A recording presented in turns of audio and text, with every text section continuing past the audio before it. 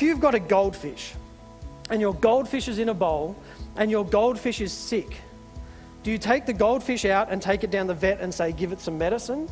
Or do you go and then test the water and change the water and fix its environment? How do you solve that problem? Who takes their pet goldfish to the vet? No one. Does anybody change the water, test the water, make sure the pH is right, make sure you've got the right amount of alkalinity?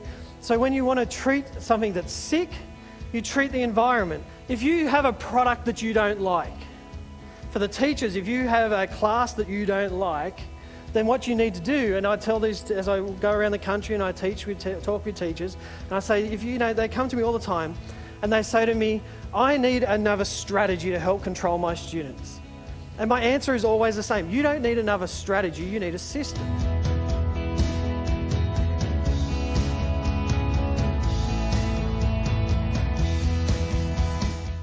You need to change the atmosphere in your room so that the product you get is one that you like, because if you leave the atmosphere, that determines your product. And if you want to change the product, then what you need to do is change the atmosphere. Have you ever seen those shows like The World's Strictest Parents? And they take these teenagers that are just completely out of control, completely unruling, and they take them out of that environment, and they put them into another environment. And initially the teenager reacts and they try and act the way they did in that environment. But by the end of the show, what's happened? You've taken a teenager which cannot be controlled, and the next thing you know, what do you know? They're in control. They're thinking rationally.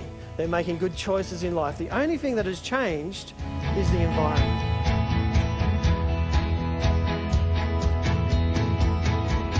If you have a sustained environment, what happens is that you get a culture.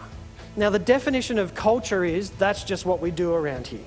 And so I've been trying to drum this into the college students that, culture, you need to talk culture, you need to be consistent, you need to watch your atmosphere, because out of that comes culture. Now, you'll hear the students say that's just not what we do around here. Yeah?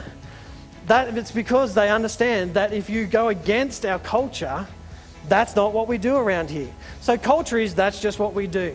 So if you have an atmosphere that you allow to permit for a long time, that eventually becomes culture, and culture is we just do this. Your culture is the single biggest determining influence on your life.